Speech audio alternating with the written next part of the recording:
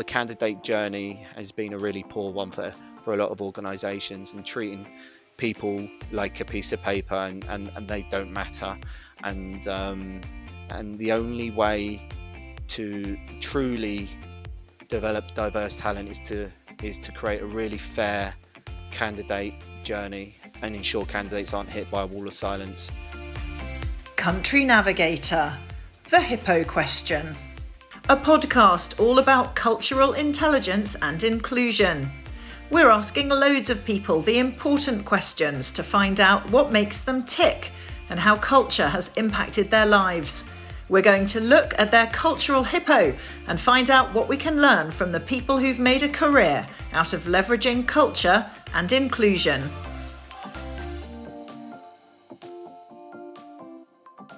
We're delighted to welcome our guest today, Frances Kelly, COO and partner at Level Equals, the diversity and inclusion recruitment agency for the sports industry. Frances, you're very, very welcome to our podcast, and thank you for being here.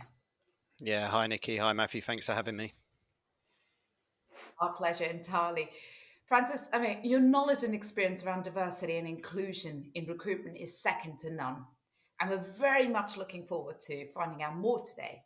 But people are often, driven by their own personal experiences. And so I just wanted to ask you first, Frances, about your father, who had a huge influence on what you do today.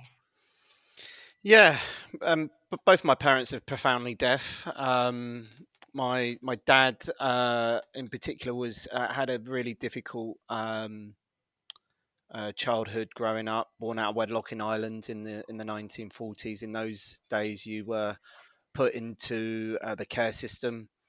He was put into a school that was run by a group of Catholic priests, and where he remained from the age of 5 to the age of 16. Never saw his mum again.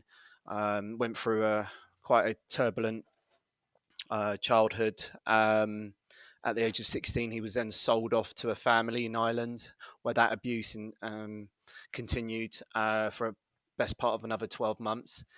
He then jumped on a ship, came over to the UK, and started his life here. Really, came down to London from Liverpool, frequented the deaf clubs, met my mum, and effectively grew up on a South London council estate, as if nothing happened, really.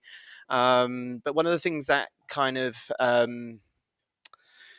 got to me, it kind of made me realise that I needed to do something in the recruitment industry, was at the start of COVID. My dad was advanced stages of Alzheimer's. He was 80 years old, going, in and out of hospital a lot.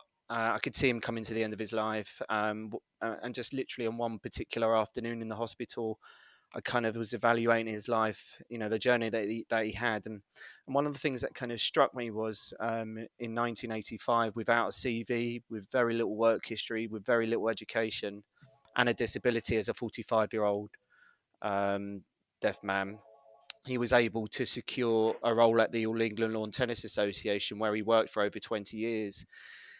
And literally at that point, I said to myself, if in those same circumstances, would he be afforded a fair level playing field in society today? Would he be able to apply for a role within a sporting organisation and be treated like everybody else? And the realisation I came was, no, he wouldn't be. And so at that point, I decided to do something about it. And Level Equals has really borne out that desire to help anybody that wants to work in sport have that opportunity in a fair way. And Level Equals was born. So I guess what you're saying is that your dad had all the skills, had all the desire, the ambition, but for most organizations, and it sounds like the Lawn Tennis Association was an exception to that, for most organizations, he wouldn't even get through the recruitment process. Correct, yeah. I mean, Level Equals is purely about testing people's ability to do the job. It's not about what's written on a piece of paper. And we want to test people's ability to do the job. Do they have the right skill sets? Do they have the right desires and the right attitude to perform the tasks that they're going to be performing day in, week out.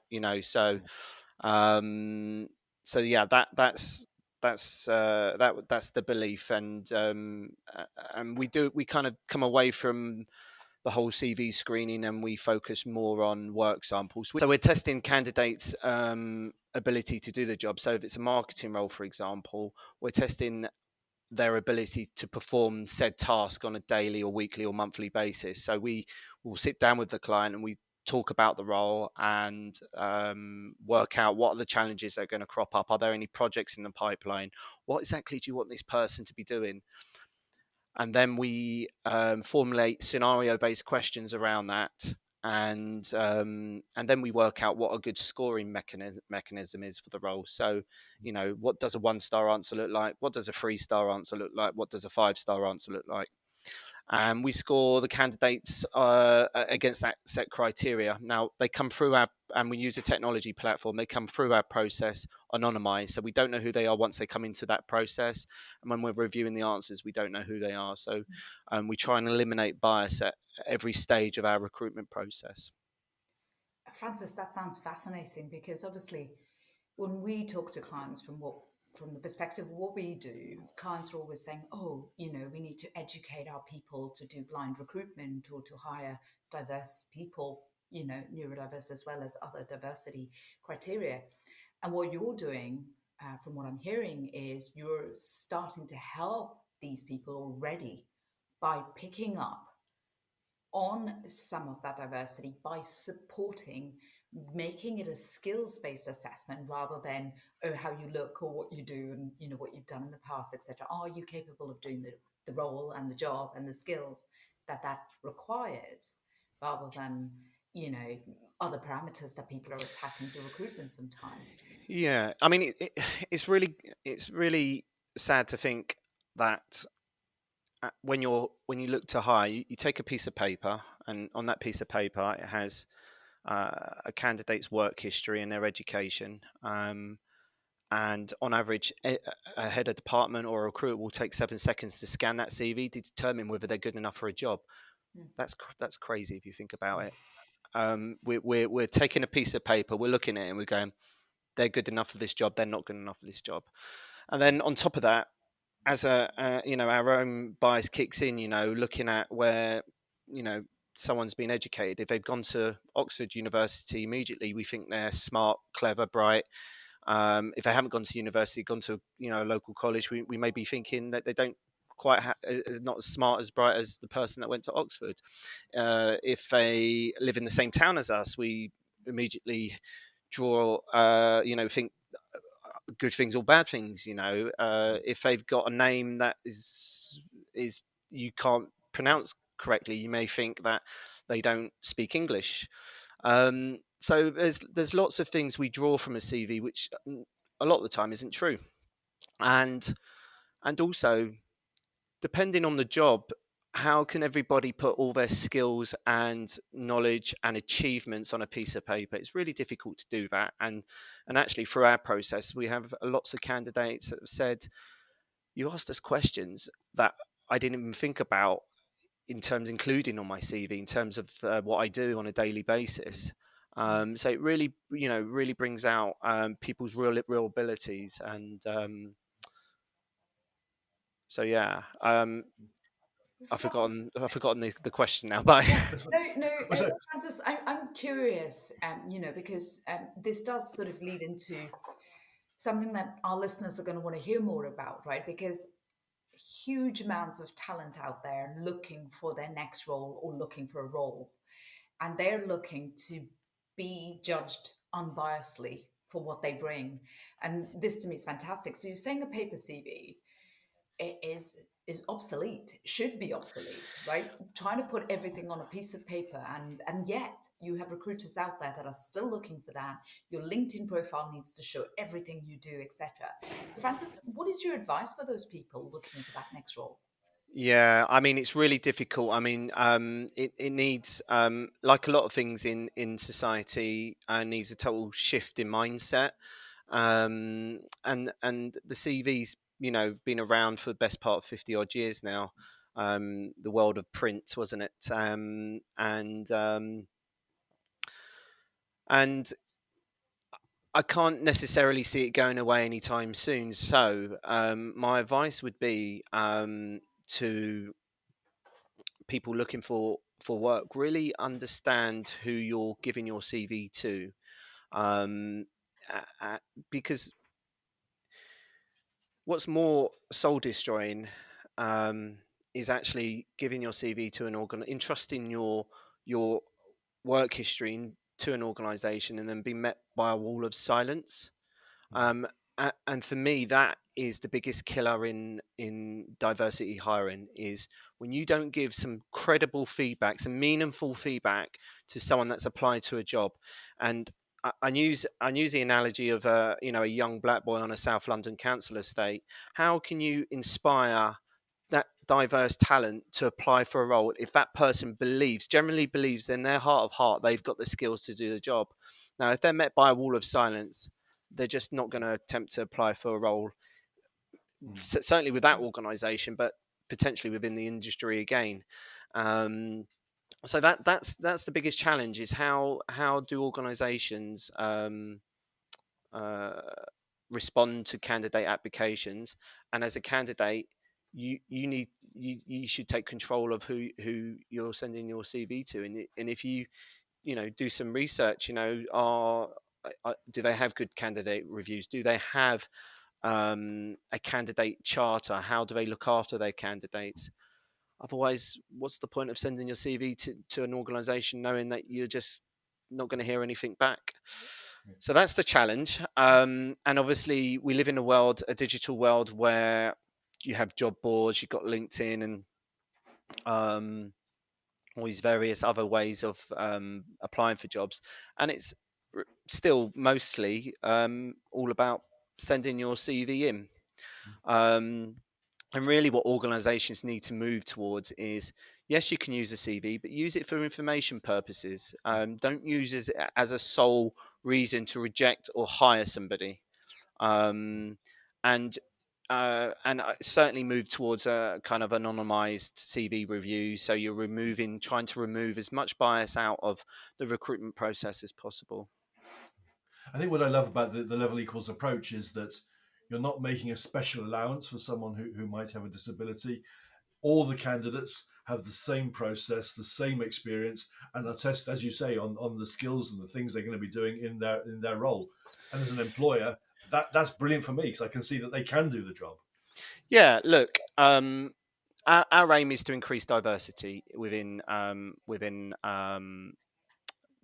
applications, and we do that by a couple of ways.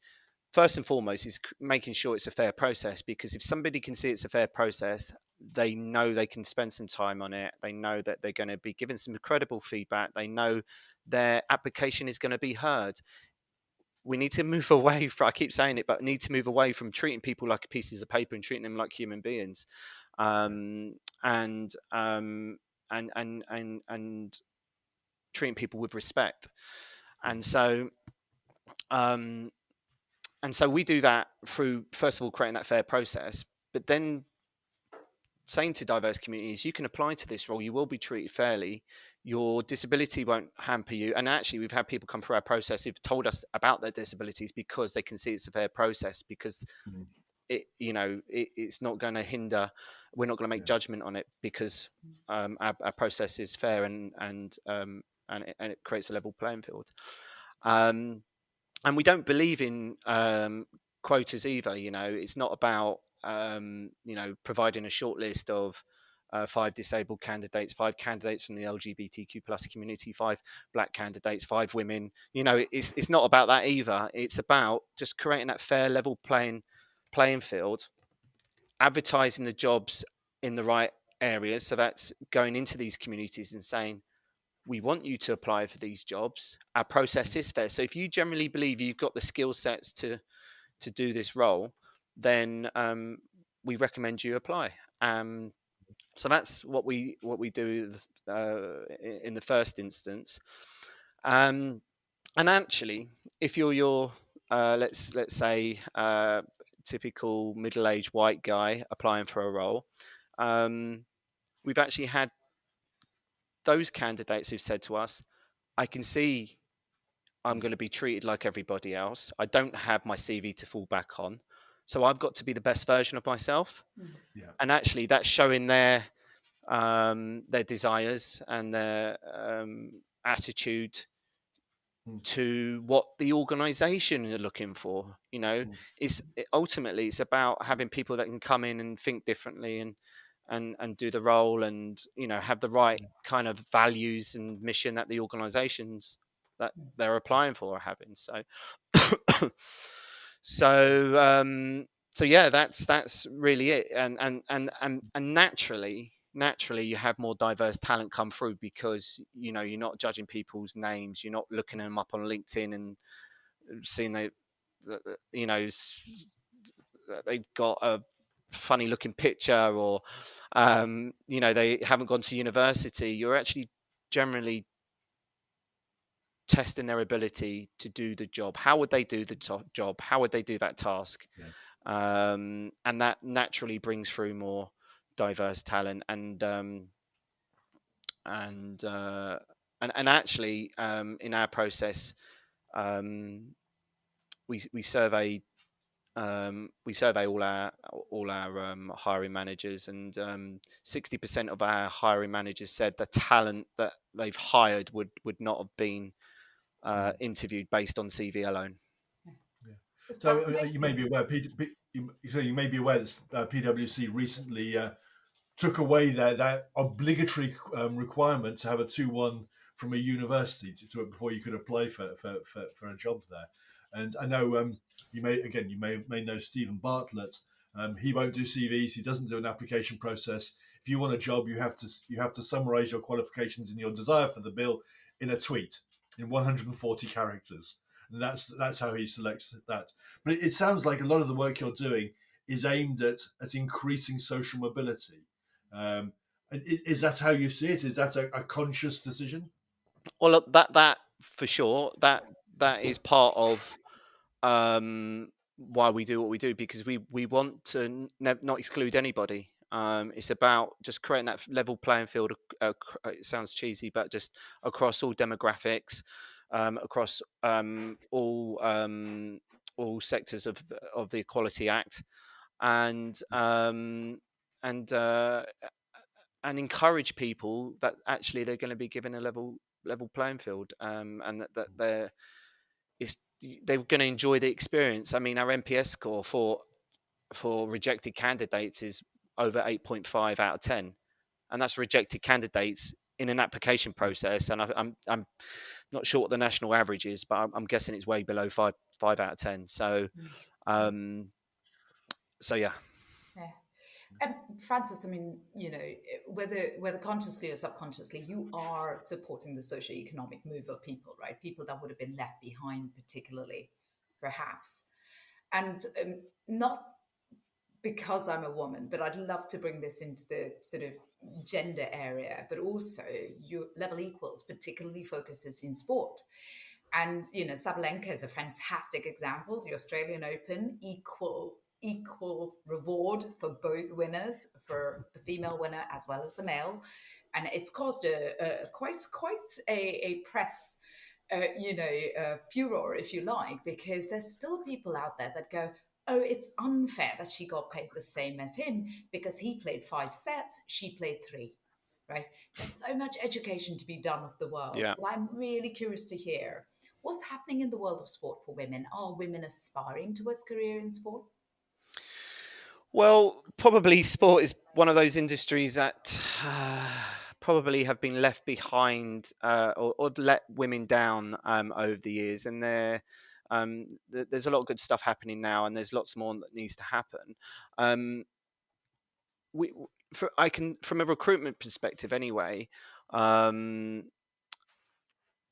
there's lots of lessons to be learned. For example, we know that when we place job adverts, the language used in job adverts can really put off women from applying for a role. We know that men have a lot lower threshold when they read a job advert. So if a man reads a job advert and they feel like they can kind of they can do anything sort of below 60% of the tasks, they will apply for it. Whereas a woman's threshold is a lot higher. It's almost close to 100%. It's sort of 90 to 100%. So when you're writing job adverts, really think about what the job is. Really just have the must-haves in there. That way, you're attracting a more wider range. And it's not about at application stage really to stop people from applying. You want as many people that believe they can do that job to apply for the role. And it's really, as I always go back to this, it's about the process. So you want to fill that top end of the funnel with as many candidates, and then have a really good process that filters out the right candidate in a fair way. But there's I think I tweeted the other day about something that Joey Barton said about women commentators, and that sort of stuff doesn't help. And everybody's got to start somewhere.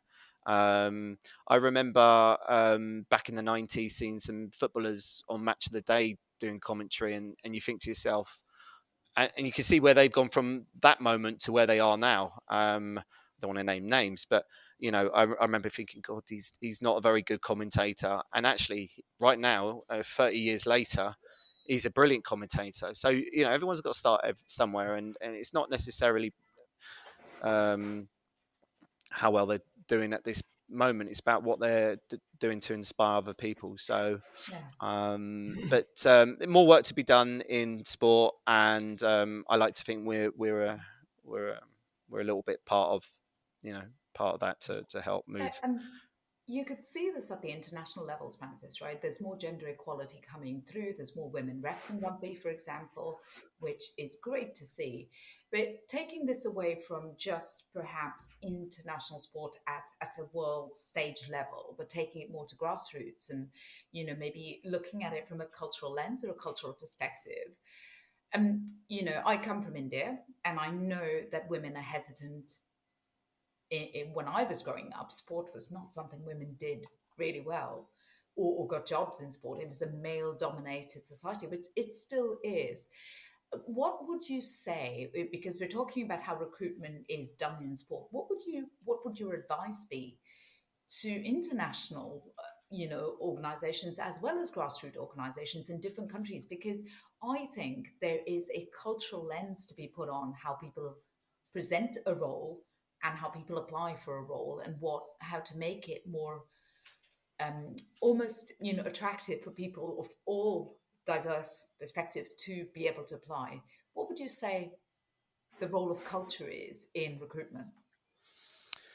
Well, that for me, that boils down to what an organisation, what they're doing within their organisation in the local community. So that's really important. I'll give you great examples. A lot of the football clubs have a lot of the Premier League clubs will have trusts associated, and they do a lot in the community. So reaching out into the different networks, understanding the makeup of their community and the work they do within that. And that's really really important when is part of the whole attraction piece to try and bring in more diverse talent. If you're not doing that sort of work in the community, then why would somebody from an Indian heritage come and work from you if the area is predominantly an Indian community within the city? So that there needs that really needs to be for that needs to be in your plan, your outreach and your EDI plans. We do a lot of work with Brentford Football Club, and they do so much in the community. It's a very large. They're in the London Borough of Hounslow, which is a really diverse borough. So they do a lot with the Muslim community there.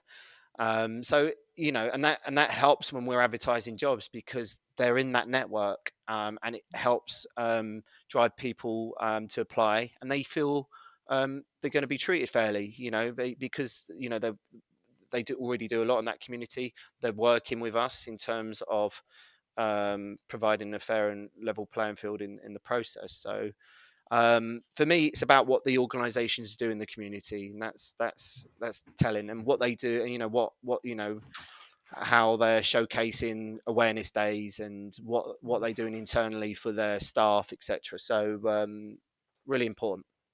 So, Francis, you've mentioned Brentford Football Club as an example of someone who's doing a lot in this area.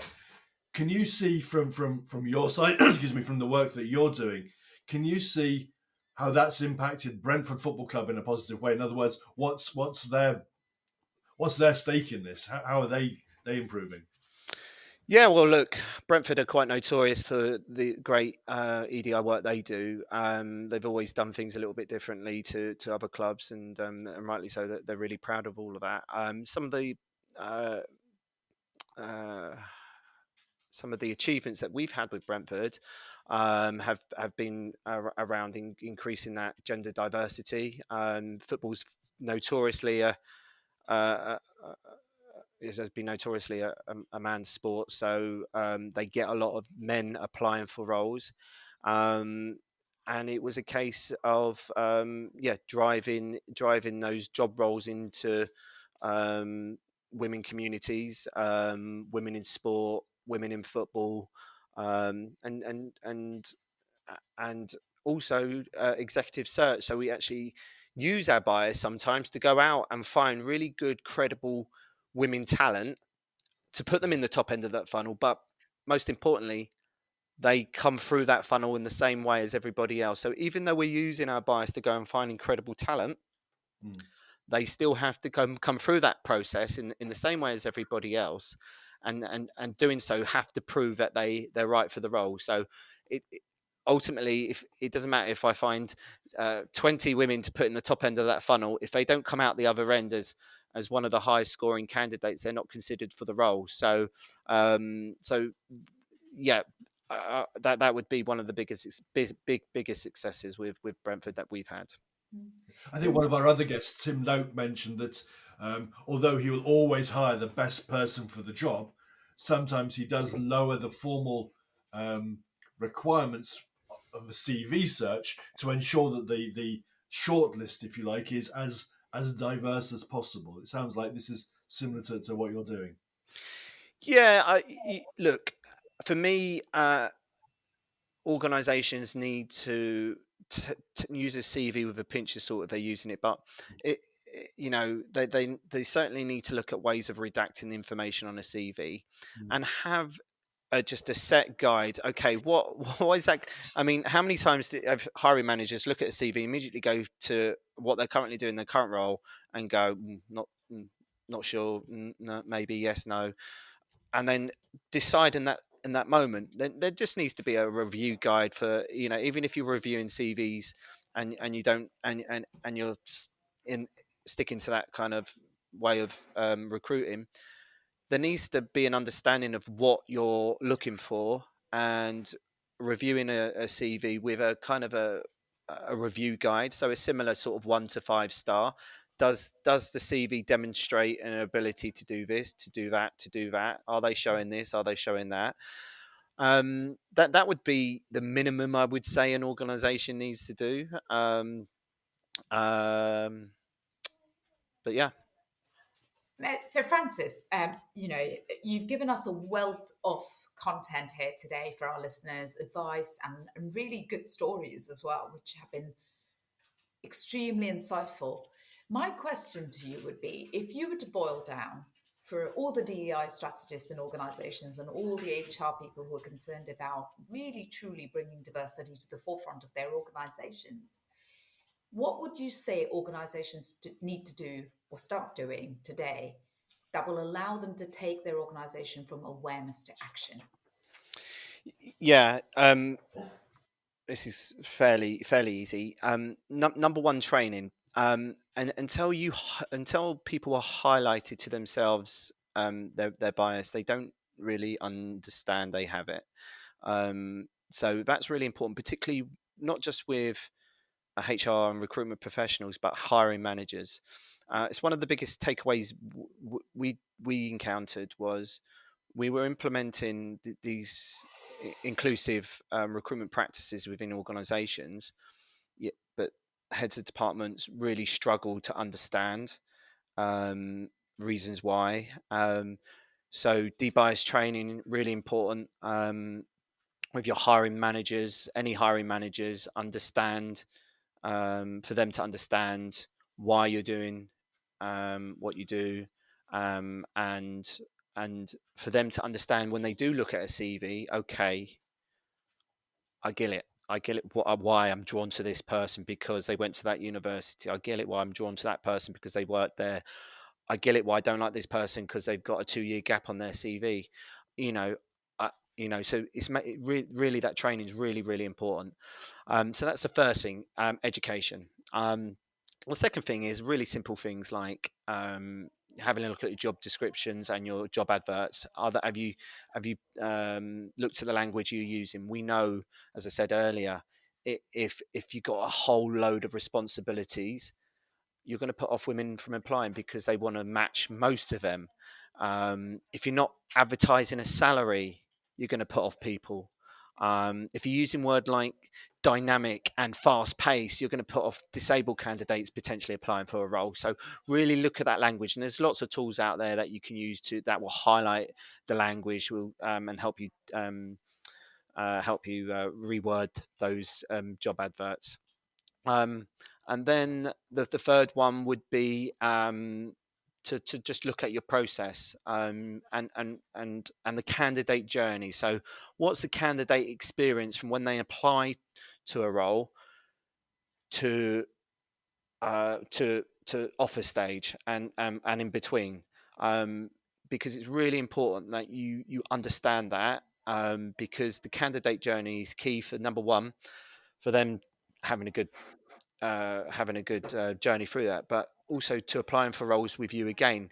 They might not be quite right for you at that point when they've applied for one role, but 2 years later, they might be, might have developed more skills and more knowledge, and they might be right for you then. So you don't want to put them off you at that, 2 years prior, because they won't apply for roles in the future if they have a bad experience.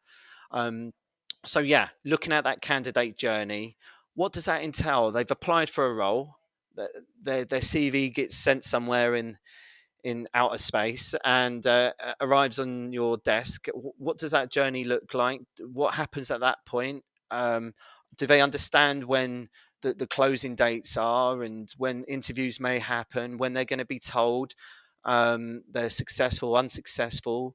All of that really needs to be outlined and key in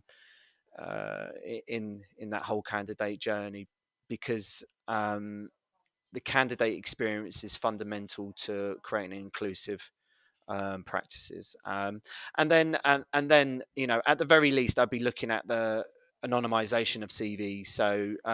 So when you're and there's software out there to do that as well. But worst case scenario, you can have someone in HR do it and then send it out to the hiring managers with redacted information on.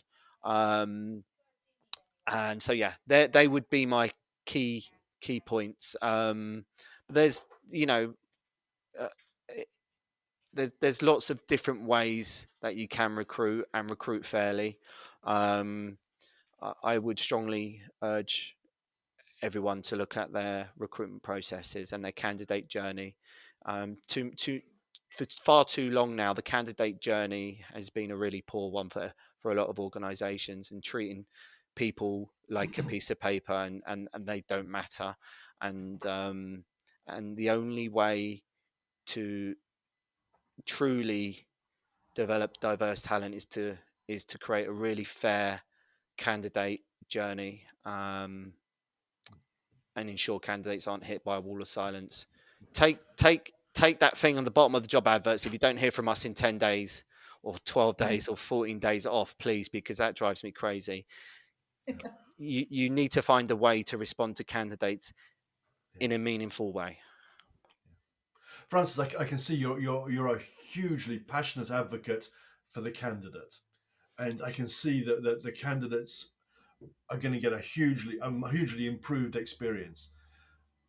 But how, from an organizational culture perspective, how does that feed through in terms of creating the the inclusive culture that organisations are looking for? What are the benefits to an employer to following your advice? Well, look, we all know there's lots of studies about diverse workforce. It has have seen an uplift in turnover, in productivity. So there's lots of papers, by credible organisations out there.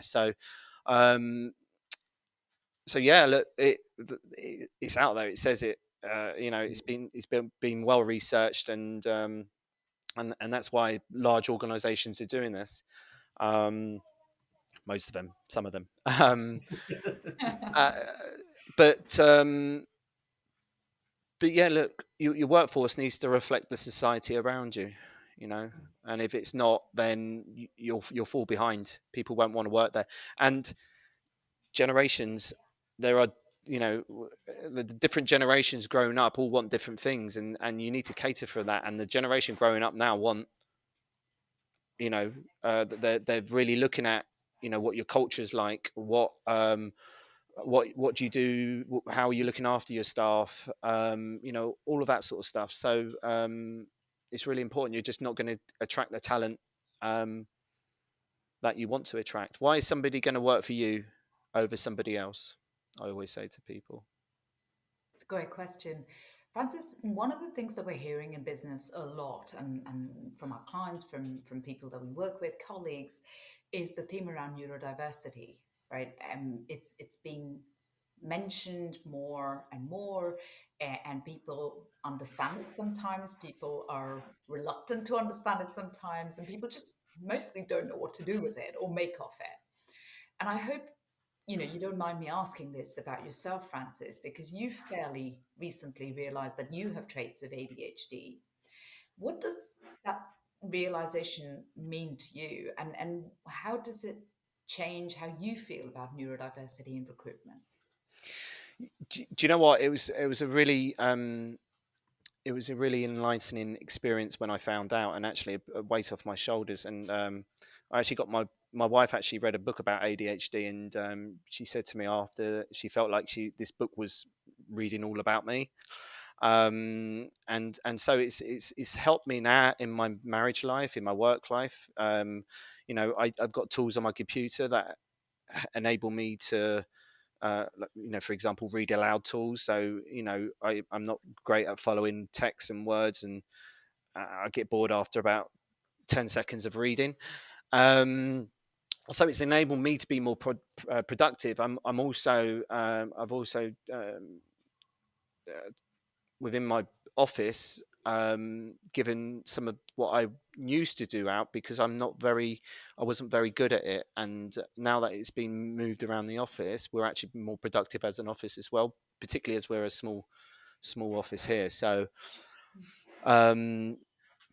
so yeah, it's helped me in all walks of my life. But unless you test yourself, you don't know. And there's lots of people up and down the country that that don't know. So we're coming to my favourite part of the podcast, where we ask the Hippo question. So our model of culture, we talk about as being a little bit like a hippo. A hippo, generally, when you see a picture of a hippo, it's got its nose and its eyes above the surface of the mud pool, and it looks lovely and cute.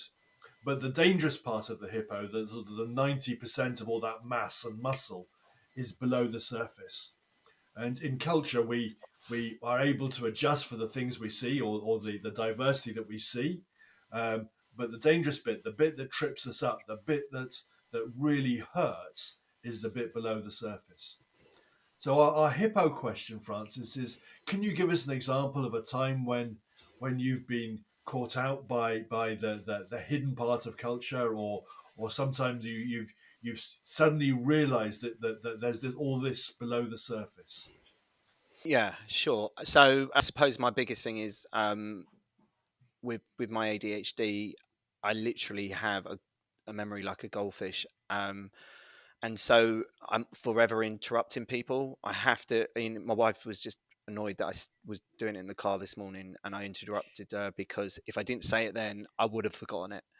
And that's a trait that you do have with ADHD. So and so much so that I do now kind of almost apologize before some meetings and some Zoom calls and stuff. I normally say, look, if I interrupt, I'm really sorry. It's just if it comes into my head, I've got to say it. So, and my wife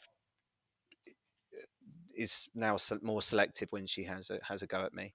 So sometimes she accepts it, and sometimes she'll just moan for the sake of moaning, as my wife does sometimes. It's okay, we can edit that bit out, Francis. Yeah, no, she can hear me. She can hear me. So yeah, that would be it. Francis, I love that response, right? And it made me think, how much do people have to put their hippo out there then? Because you're already saying you have to apologize in advance and then tell people why you're doing it. Well, And this is what culture is, right? It trips us yeah. up. People don't have the opportunity to tell us, I'm explicit communicator, so I'm going to be direct about this today, while giving feedback to a candidate, perhaps. How does that? Yeah. Do you know what? It's a really interesting question, and I think generally we just need to be more accepting as society and understand that what was what was kind of correct in the 1950s is different to now, and what I mean by that is you never really know, do you? So I know some people that put it on their that may have dyslexia, and they put it on their emails to say, look, apologies if there's a spelling mistake in it, because some people take that so seriously, don't they? And they will just I've had it before and say, well, I'm not that replied back to me and said, not interested, loads of typos in your email. I'm like, well, great. And also some people don't have an understanding of certain cultures, so how they interact with one culture, they may feel it's okay to interact with this in the same way with another culture, and which might not be okay to that person or the other person, if that makes sense. Yeah. I think people need to have a higher tolerance and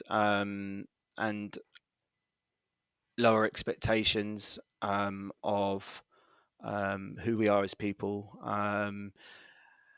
So many and have an open mind, so not to be consumed by what the past is dictated, and just understand that everybody is unique, and like some people would like to be treated differently. So that's probably the hardest thing. If you've been set in your ways and you may live in a community that is sheltered from certain cultures and etc. So fantastic. I think that's a great place to stop that. So Francis Kelly, COO and partner of Level Equals Diversity and Inclusion Recruitment Agency for the sports industry. Thank you so much for your time on the Hippo Question podcast today. My pleasure. Thank you, Matthew. Thank you, Nikki. Thank you, Francis. It's been great talking to you. The Hippo Question with Country Navigator, the #1 platform for cultural intelligence and inclusion training. Tune in for more interviews with global business leaders and find us at countrynavigator.com.